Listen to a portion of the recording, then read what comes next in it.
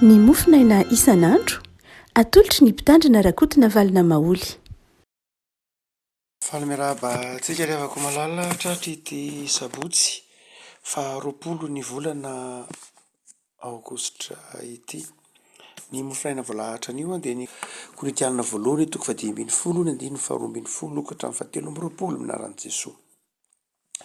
Ary raha Kristy no toriana fa natsangana tamin'ny maty, ahoana no ilazan'ny sasany eo aminareo fa tsy misy fitsanganan'ny maty? Fa raha tsy misy fitsanganan'ny maty na dia Kristy aza dia tsy natsangana. Ary raha tsy natsangana Kristy dia foana ny toriteninay ary foana koa ny finoanareo. Ary dia hita ho vavolombelona mandangany amin'Andriamanitra izahay, satria efa nilaza fa Andriamanitra no nanganany Kristy. Nefa raha tsy hatsangana ny maty dia tsy mba natsangana izy. Fa raha tsy hatsangana ny maty na dia Kristy koa aza dia tsy natsangana. Ary raha tsy natsangana Kristy dia foana ny fonareo ary mbola ao amin'ny fahotanareo ihany ianareo. Dia very koa izay efa nodimandry ao amin'ny Kristy. Raha amin'izao fiainanao izay ihany no anatenantsika an'i Kristy dia mahatra indrindra noho ny olona rehetra isika. Nefa tsy izany, fa efa natsangana tamin'ny maty koa Kristy vao ho santatra izay efa nodimandry. Ary satria olona iray nisehon'ny fahafatesana dia olona iray ihany koa nisehon'ny fitsanganan'ny maty. Fa tahaka ny hahafatesan'ny olona rehetra ao amin'ny Adama no haveloman'ny olona rehetra kosa ao amin'ny Kristy. Nefa samy amin'ny filaharany avy. Kristy ny santatra, rehefa afaka izany dia izay ihany Kristy amin'ny fiaviany. Ray masonao manao masinana ny fahamarinana, teninao ny fahamarinana. Amen. Ny toriteny mikasika ny fitsanganan'ny tenan'ny maty ry havana ity ambaran'ny Paoly amin'ny Koritianina ity. Lava dia lava ilay toko 5 mahatratra 7 no amahavahan'ny Paoly manokana ny fitsanganan'ny tena amin'ny maty. Tsy dia hoe zavatra kisendrasendra akory no antony ny tenenan'ny Paoly ity andinitsotra masina ity nanaovan'ny Paoly ity toriteny ity zany, fa tena manan-danja mihitsy eo amin'ny tontolo izay nitorian'ny Paoly zany teny zany voalohany dia ny tontolon'ny Koritianina, nefa koa amin'ny tontolontsika malagasy sy ny tontolo kristianina mihitsy. Fa izay entina mampahery anao dia ny 5 raha amin'izao fiainana izao ihany no anatenantsika ny Kristy dia mahantra indrindra noho ny olona rehetra isika. Raha amin'izao fiainana izao ihany no anatenantsika ny Kristy dia mahantra indrindra noho ny olona rehetra isika. Ny Grika ry havako malala dia nino ny tsy fahafatesan'ny fanahy. Zany hoe zavatra mandeha ho azy tamin'ny Grika mihitsy ny finoana, ny faharesen-dahatra fa tsy maty akory ny fanahy aorian'ny fahafatesana. Ary io dia hitantsika amin'ny toe-tsaina maro izay tsy tao amin'ny Grika ihany, fa tamin'ireo fivavahana maro izay niloa lalana ny vavahana Grika, na ny vavahana Egyptianina ange ny fisian'ny fahaveloman'ny ny pharaon any ambadiky ny fahafatesany. Betsaka no mino ny tsy fahafatesan'ny fanahy.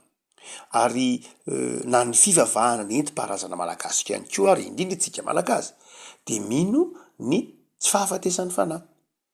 Fantatsika ny fampianaran'ny tolo malagasy momba ny ambondrombe. Fantatsika ny afatra andrenam-ponomerina momba ny radama tamin'ny radama nanao hoe eny amin'ny habakabaka eny eny any mitazatazana anao, manampy anao, manolontsaina anao. Ny malagasy dia nanaiky ary nalaza fa tsy maty ny fanahy. Zay raha teo ny dikany hoe famadihana. Ny famadihana dia finoany malagasy fa ny maty dia lasa razana, zany hoe eny miarabelona amin'ny velona eny izy ary manampy ny velona, mitany velona. Ny tsy fahafatesan'ny fanahy dia zavatra mandeha ho azy ao anatin'ny fivavahana nentim-paharazana malagasy mihitsy. Fa eto Paoly any dia manazava fa tsy ny tsy fahafatesan'ny fanahy akory no maha-kristianina ny kristianina. Tsy izay mihitsy. Ny maha-kristianina ny kristianina ny mahampino antsika tsy ny tsy fahafatesan'ny fanahy mihitsy. Tsy izay ny resahan'ny Paoly amin'ny Koritianina voalohany toko 5. Indray mantsika kristianina dia maika hiresaka ny tsy fahafatesan'ny fanahy. Fa tsy izay ny maha-kristianina antsika voalohany indrindra, tsy hoe tsy maty ny fanahy. Amintsika kristianina dia tena mety maty ny fanahy. araka ny tenin'ny Zoatra Masina hoe ny fanahy manota de ho faty tokoa. Zany hoe tena mety maty ny fanahy. Ny olombelona de vatana saina fanahy, ary rehefa nanota ny olombelona dia ny fahotana nanimba ny maha olona manontolo, na ny saina io, na ny fanahiny io, na ny vatana io. Ary rehefa maty noho ny fahotana ny olona dia maty maha olona ny olona manontolo mihitsy, na ny saina, na ny vatana, na ny fanahy. Zavatra mandeha ho azy zany amin'ny malagasy tsy hoe sombin'Andriamanitra akory, satria teo amin'ny Grika sy ny fampianarana gnostika tany amin'ny taonjato nanomboka tamin'ny taonjato faharoa fahatelo, ny gnostika de nilaza fa ny fanahy ao anatin'ny olona de pitik'Andriamanitra, silak'Andriamanitra, ary satria silak'Andriamanitra lay fanahy ao anatin'ny olona dia mahatonga ny olona tsy maty. Zany hoe ny tsy fahafatesan'ny fanahy, l'immortalité de l'âme hoy finareo amin'ny teny frantsay, dia aterak'ilay finoana fa silak'Andriamanitra ny fanahin'ny olona. Zany hoe nanombiana n'Andriamanitra dia nametraka sombin'Andriamanitra tato anatintsika dia mahatonga antsika tsy maty. Ary ny fivavahana hindoa manao antsika hoe mampianatra ny antsoina hoe réincarnation dia mino koa ny tsy fahafatesan'ny fanahy. Ny réincarnation amin'ny fivavahana hindoa dia zany hoe satria amin'ny hindoa ny olona dia ny olombelona dia misy sombin'Andriamanitra, misy silak'Andriamanitra lay fanahy zay ao anatin'ny olona, maha olona ny olona dia avy amin'Andriamanitra, ary iny silak'Andriamanitra ao anatin'ny olona iny ny diovina ao anatin'lay fiainan'ny olombelona, de iny mahatonga ny hoe réincarnation. Rehefa madio tanteraky iny zany hoe maty lay olona, tovy hoe olona manamboninahitra izy ka nanao ny tsara, dia mety miverina zazakely indray izy de lasa mietsaratsara kokoa izy raha nanao ny tsara izy, dia mety ho lasa manamboninahitra metimety kokoa. Raha nanao ny ratsy izy sanatrian'izany de mety ho lasa olona tsotra kokoa, mety ho lasa mpitarika posiposy sanatrian'izany. Tsy hoe ratsy akory zany fa zay no fampianaran'ny hindoa. Ary raha mpitarika posy izy ka sanatria mbola manao ny ratsy ihany dia mety ho lasa midina, mety ho lasa biby mihitsy azy, mety ho lasa omby, na lasa mekely, mety ho lasa amam-bona tahaka izany, midina fa raha manao tsara koa izy de miakatra lay fanahy, mandra-pahadioany. Ary rehefa madio izy de miverina any amin'Andriamanitra am'izay. Ny finoana ny tsy fahafatesan'ny fanahy de be dia be no miresaka an'izany, tsy vaovao zany. Fa ny vaovao de izay ambaran'ny Paoly amin'ny Korinthianina voalohany toko fahatelo ambin'ny folo, ny fitsanganan'ny tena amin'ny maty. Zany hoe ny kristianina ihany amin'ny fivavahana eto ambonin'ny tany no miresaka ny fitsanganan'ny tena ny maty. Zany hoe ny olombelona de mety maty, raha ohatra ka tsy maty isika any ambadiky ny fahafatesana, mandray ny fahavelomana isika any ambadiky ny fahafatesana, de izao tsotra be noho ny amin'ny Kristy. Mahatotsika tsy maty ao ambadiky ny fahafatesana, araka ny tenin'i Jesosy manao hoe izay rehetra velona ka mino ahy tsy ho faty mandrakizay. Zany hoe mahatotsika mandalo ny tsy fahafatesan'ny fanahy, de satria efa nandalo ny famonjena nataon'i Kristy tao amin'ny hazo fijaliana, satria tsika efa nandray lay fiainana, lay fahavelomana ao amin'ny Kristy, fa tsy hoe kado men'Andriamanitra izao ny olombelona rehetra ny tsy fahafatesana ao ambadiky ny fanahy, ambadiky ny fahafatesana, fa nomeny ny tompony mino. No zany de zao tsy diso mihitsy ny finoantsika fa misy fiaino ambadiky ny fahafatesana, tsy diso ny finoantsika fa zao rehefa mandao ity tany hita maso ty isika de mivantana ao amin'ny fiainana zay efa nomanin'Andriamanitra. Fa izao rehefa amin'ny fotoana iverenan'ny tompo eny amin'ny rahoan'ny lanitra ho avy ho mpitsara de mitafy ny tena vaovao isika, mitsangana amin'ny maty. Io tenenin'ny Paoly io izy manao hoe samy amin'ny filaharany avy ny amin'ny fitsanganany maty zany, Kristy no santatra, efa vita iny, efa nitsangana tamin'ny maty izy. Rehefa afaka izany dia izay any Kristy amin'ny fiaviany, izay any Kristy isika izany amin'ny fiaviany, miverina izy, asa afaka tsato taona, afaka tapa-bolana, afaka rivo taona, samy tsisy mahalala. Izao amin'izay fiaviany zay de mitsangana amin'ny maty isika. Zany hoe ny tena mahafivavahana kristianina dia ny finoana ny fitsanganany tena ny maty. Ny finoana fa misy fiainana ao ambadiky ny fahafatesana, zava-dehibe zay. Fa ny faharoa de ny finoana fa hitsangana amin'ny maty ary hitafy tena vaovao, vatana vaovao zany. zay mahatonga antsika rehefa misy filazana manjo de miteny mandrakariva hoe amin'ny finoana ny fitsanganany tenany maty sy ny fiainana mandrakizay. Zany hoe misy ny fitsanganany tenany maty ary andovany fiainana mandrakizay ao arinan'izay. Zava-dehibe zay raha vako malala. Ary dia eto ary Paoly de manazava izay fiavahany fivavahana kristianina, ny finoana kristiana amin'ny finoana izay mahazatra ny Grika, mahazatra ny Korintianina, mahazatra ireo ataontsika hoe olona nahay mpanompo sambo koa nefa tamin'ny andron'ny Paoly, izay niny fotsiny zao ny tsy fahafatesany fanahy izy. Dia mizara be dehibe ny ambadiky ny tsy fahafatesany fanahy, fa tsy zay ny mahazava-dehibe atsika. Tsisy heviny amintsika mihitsy ny hoe ny finoana hoe tsy maty ny fanahy, tsy maty ny fanahy fa raha tsy eo Kristy de tsisy heviny zay. Raha tsy nitsangana tamin'ny maty Kristy, raha tsy nandray ny famelan-keloka nataon'ny Kristy, raha tsy niombonaina tamin'ny Kristy fony favela de tsisy heviny mihitsy ny fiainana ambadiky ny fahafatesana, tsisy heviny. No zany de zao eto zany Paoly nisaotra masina de manantitrantitra amitsika fa misy fiainana ambadiky ny fahafatesana. Misy fiainana izay efa nampananteny hitantsika amin'ny Luka io, hitantsika amin'ny Apokalipsy io, fa misy ny fitsanganany tenany maty. Misy ny paradisy zay ambara amin'ny inontsika zany ao ambadiky ny fahafatesana. Fa zao mbola tsy tena tsika amin'ny paradisy io mbola tsy mitafy, tsy mbola mitafy lay vatana vaovao tenen'ny Paoly amin'ny Korintianina io, manao mbola tsy mitafy ny tenany any an-danitra akory isika. Tsy mbola mitafy ilay tena vatana izay any an-danitra isika. Fa mbola ao amin'ny tompo ihany isika nefa maty. Fa rehefa miverina ety kosa ny tompo vao tsangana amin'ny maty, vao tena mitafy ny tenany any an-danitra na ny vatany any an-danitra isika. Io teneniny Paoly io.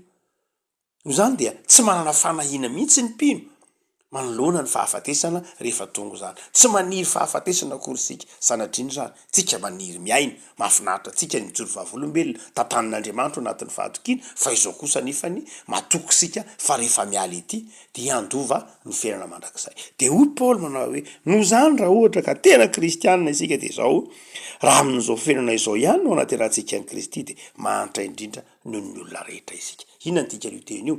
Hoy Paoly, raha ohatra ka amin'ny fiainana fandalovany ty ihany no iandrasanao na anatenanao any Kristy, dia mampalahelo amin'ny olona rehetra isika. Zany hoe tena mampalahelo. Inona hoe mampalahelo? Zany hoe raha ohatra ka isika kristianina de ny eto ambonin'ny tany ihany no mba iandrasanao an'Andriamanitra. Zany hoe raha ohatra ka ny antony ivavahanao ny eto ambonin'ny tany ihany, ny antony anatenanao, ny antom-pisinao, ny angatahanao amin'Andriamanitra de ny eto ambonin'ny tany ihany, de zao ny dikany maty antoka ianao. Maty antoka amin'ny olona rehetra ianao, na ny marimarina kokoa. Mampalahelo, tsy hoe mahantra, tsy lay mahantra amin'ny lafiny materiel loatra io. Hoe reheto ambonin'ny tany ianao manantenan'i Kristy de zao mahantra ny olona rehetra ianao. Tsy hoe ampanatray Kristy, tsy zay loatra io, fa hoe mampalahelo ianao. Mampalahelo raha ohatra ka hoe mivavaka ianao nohon'ny eto ambonin'ny tany ihany. Hoe za Andriamanitra misakafo sahaza, za Andriamanitra mba hameo voninahitra ho tian'ny olona, za Andriamanitra mba fahazavan-tsaina, za Andriamanitra atovy afa-panadinana, za Andriamanitra mba atovy salama, za Andriamanitra mba homeo zay mety mahasambatra. Zany raha izany ihany no antony ivavahanao sy atenainao amin'Andriamanitra de zao mahantra noho ny olona rehetra ianao. Nahoana ny mahantra noho ny olona rehetra? Satria mangataka zavatra na manantena zavatra amin'ny Kristy ianao, dia lay zavatra tsisy heviny ao anatin'ity tany fandalovany ity monjany mba angatahanao. 70 taona, 80 taona miainana eto ambonin'ny tany, de ny zavatra angatahanao anefany zavatra bitika, tsy de manahoana loatra ny 70 taona sy ny 80 taona. Enao zanak'Andriamanitra, afaka mangataka ny mandrakizay, afaka mangataka, afaka manantena ny mandrakizay, ny fahasambarana rafitra ambadiky ny fahafatesana, de mampalahelo anao Paoly.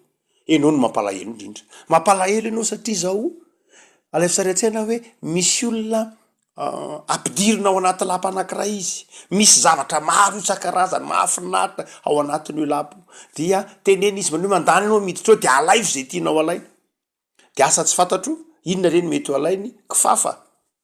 Sa inona mety ho zay zavatra maivana indrindra, ondana. Sa inona reny zavatra mety ho maivana indrindra, antsipika, sa inona zay mety ho maivana indrindra. Nefa misy zavatra be dehibe zay tokony alainy io ary afaka miteny mihitsy izy manao hoe za hijanona onona ato amin'ity lapy ity. de zay mampahantra azy satria hoe izy afaka mangataka ny zavatra rehetra amin'Andriamanitra.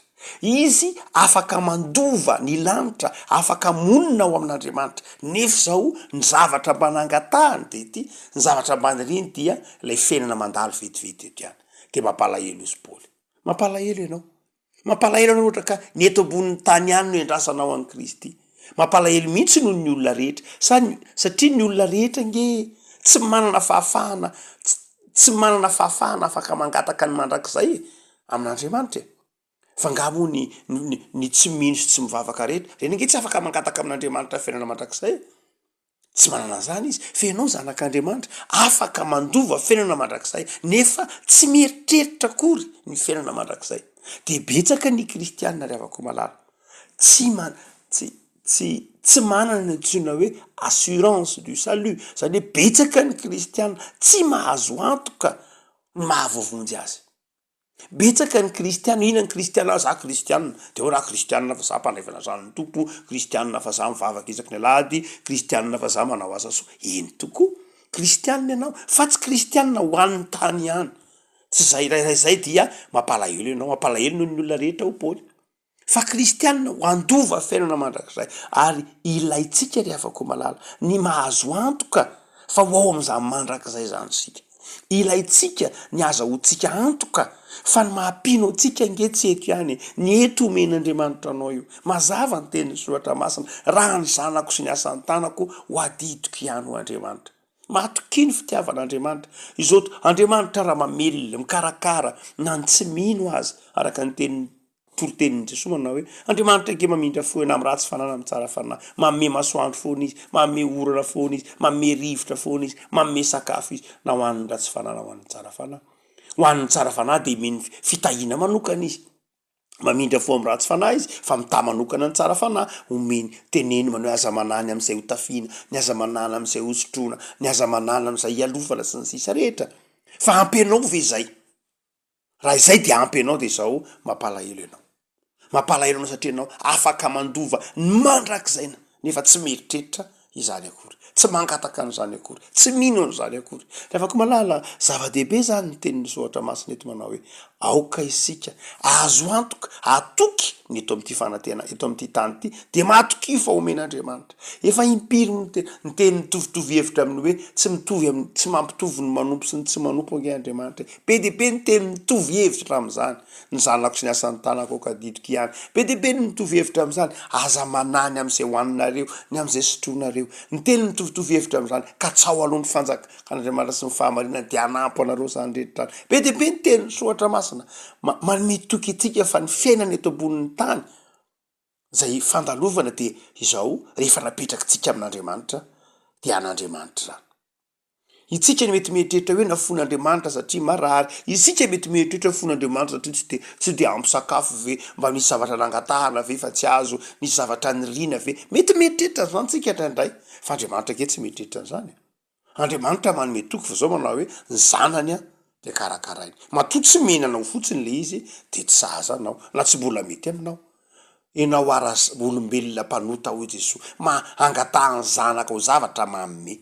Fantatra hoe ty mety aminy, ty tsy mety aminy. Enao raha mpanota mahafantatra hoe raha misy zanakao mangataka mofo, mangataka hazandrano de tsy omenao vato mahamaina, omena rana na tahaka zany.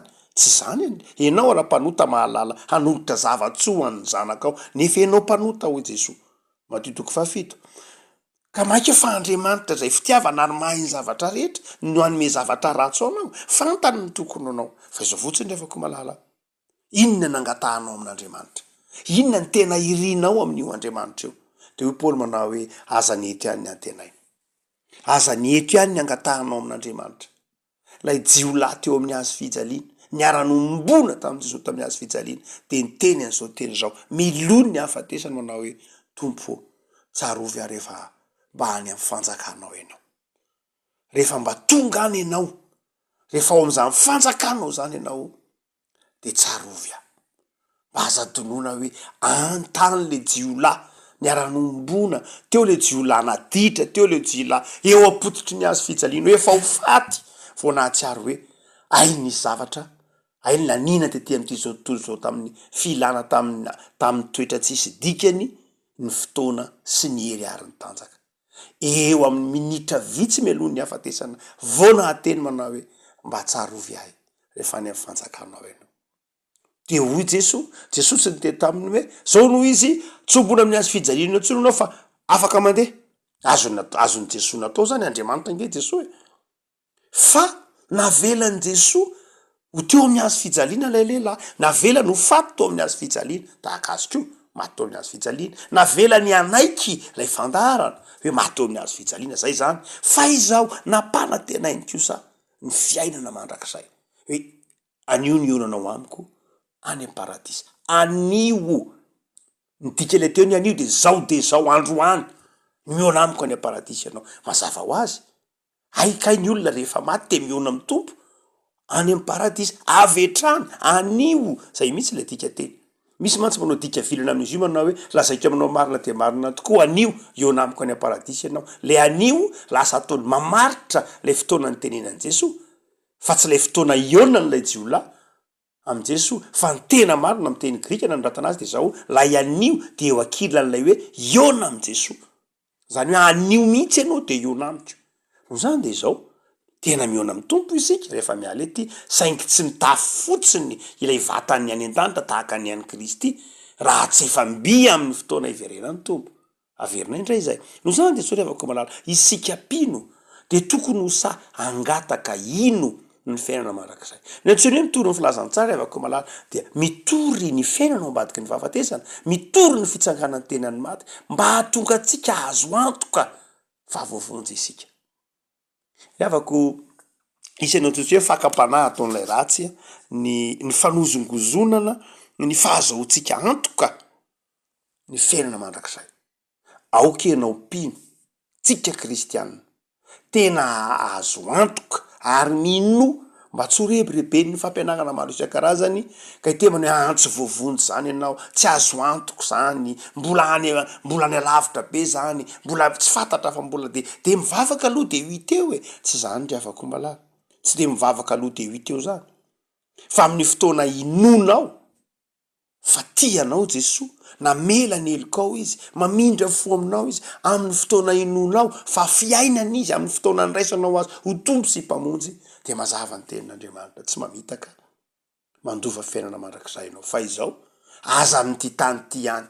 no anatenana azy fa ny eto de zao mandalo ihany ny eto vetivety de lehibe vetivety de mahazo tona vetivety de zao mandalo ihany fa rehefa mivavaka rehefa mampino de zao mino fa misy ny fitsanganany tenany matoanao ary misy ny mandrakizay ovatananao ivavaka sika tompo ampisoranao ray nony amin'ny famonjena ataonao tao amin'ny azy fitsaliana ho anay misoranao ny famelan-keloka natolotra ao anay misoranao ny toko omenao fa velona ao aminao zay raha maty velona izahay velona ao aminao maty izahay ao aminao ary afaranao zay fa tsy eto amin'ty tany fandalovany ty ihany ny tokony anatenana ianao fa mampalahelo noho ny olona rehetra zay satria manana fahafahana afaka onona ny mandrakizay eo aminao da izy tompo mba tsy ny tany fandalovana ihany no